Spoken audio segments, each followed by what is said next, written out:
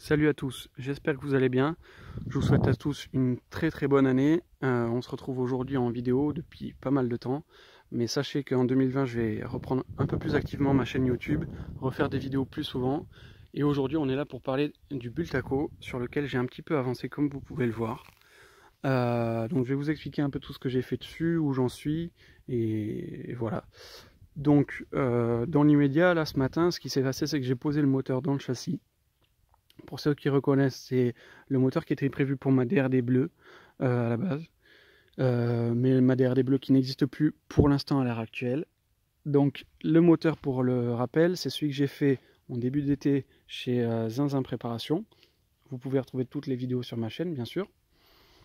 Et je vous invite aussi à aller voir sa chaîne à lui, qu'il a créée pas longtemps après, parce qu'il y a pas mal de contenu intéressant. Pour rappeler un petit peu la configuration, donc là je suis sur un 70 Bidalo ancienne génération, sur des carters Euro 2 qui sont entièrement neufs. Donc la préparation faite par Zinzin Préparation.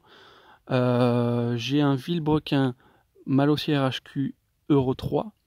J'ai un allumage PVL Bidalo rotor interne, la V-Force 3, la pipe de 85 CR véritable, le carte-but 32 Swan World, le filtre Twinner.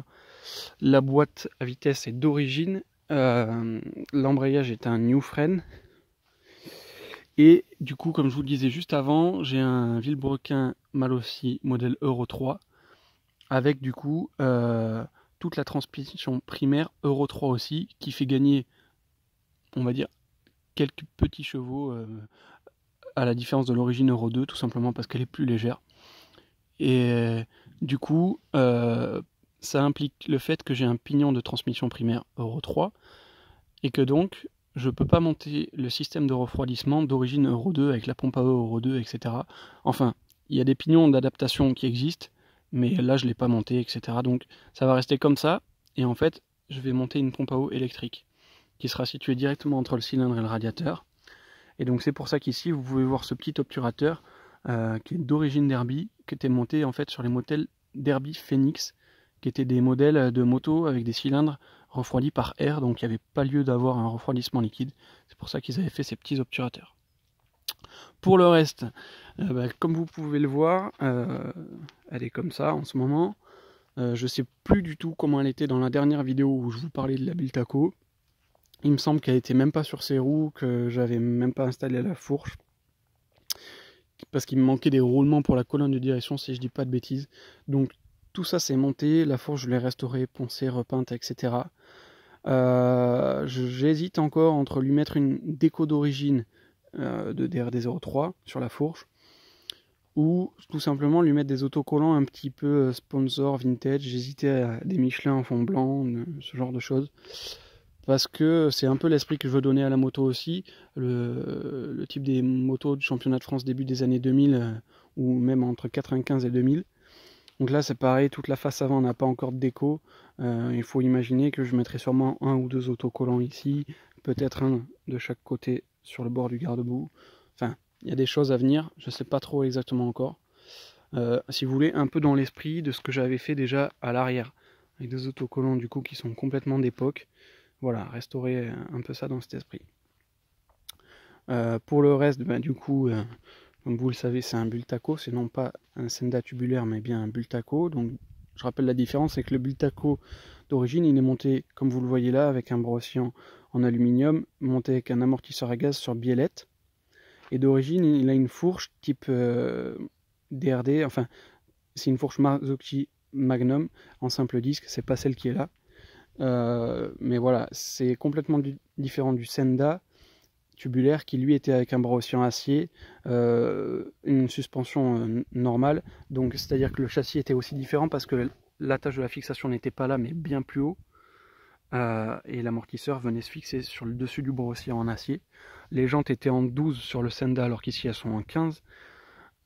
C'est les mêmes jantes que sur un DRD en fait ici. Donc voilà, il y a pas mal de petites différences quand même, il ne faut pas les confondre, notamment par exemple la boucle arrière qui est différente aussi, parce que sur le Bultaco, elle a cette petite patte qui est en fait tout simplement le support de la bonbonne d'origine, qu'il n'y a pas sur le Senda. Voilà. Donc pas mal de petits éléments comme ça, qui sont des détails, mais qui font vraiment la différence d'un modèle à l'autre. Beaucoup de gens les confondent. Il faut savoir qu'après au niveau des carénages, elles sont très très proches, mais il y a aussi des petites différences sur les carénages avant qui n'ont pas tout à fait la même forme.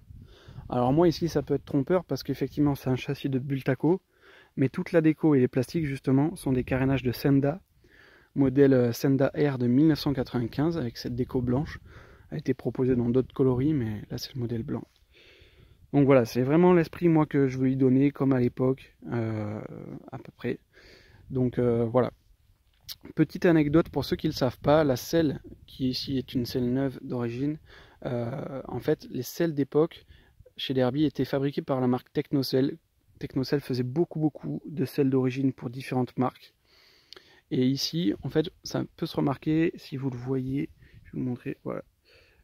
On le voit, c'est directement imprimé, on va dire, dans le vinyle de la selle. C'est assez discret et assez sympa en même temps. Pour le reste, ici, donc ça c'est des autocollants comme à l'époque, qu'il y avait sur toutes les trappes à essence. Mais ici, c'est une reproduction en œuvre faite par un ami à moi. Ça, par contre, c'est les vrais autocollants d'époque qui sont assez difficiles à trouver. Moi, je les ai récupérés sur un garde-boue d'occasion en très mauvais état. Mais je les ai décollés, un petit peu restaurés et recollés ici. Donc, champion de France Supermotard 1999. Et ici, pour ceux qui se demandent pourquoi il est marqué distribué par Kawasaki Motors France, il faut savoir qu'à l'époque, avant que la marque Derby soit rachetée par le groupe Piaggio, la marque Derby était indépendante et était distribuée en France par la marque Kawasaki. Donc en fait, quand vous vouliez acheter une Derby, il fallait aller dans une concession Kawasaki et vous aviez des Derby qui étaient exposés là. Moi j'ai connu ça ici avec la concession à Alès, Kawapassion, qui vendait les Derby à l'époque. Autre chose au niveau du poste de pilotage, du coup on est pareil dans du vintage on va dire. J'ai ici un guidon de Tomaselli avec une barre de renfort mais qui est soudée, donc voilà, c'est pas fait pour le confort non plus. J'ai une poignée de gaz qui est un modèle en fait type origine tout simplement, ancien modèle, et des poignées qui sont d'origine Derby. Hop, si je fais la mise au point, voilà. Donc voilà, pas mal d'éléments qui sont pas évidents à retrouver, je vous le cache pas, et que je suis bien content d'avoir. Pour ce qui va venir maintenant, du coup, bon ben je vais installer les freins, la chaîne bien sûr, etc. Il me manque à trouver et à acheter un radiateur d'origine de Bultaco neuf. Bon, je sais à peu près où je vais trouver ça normalement. Il me manque à installer du coup une pompe à eau électrique. Deux, trois choses. Ici de ce côté, je vais mettre un protège-chaîne comme à l'origine, mais je vais mettre un modèle en carbone que j'ai, je pense. Quoi d'autre?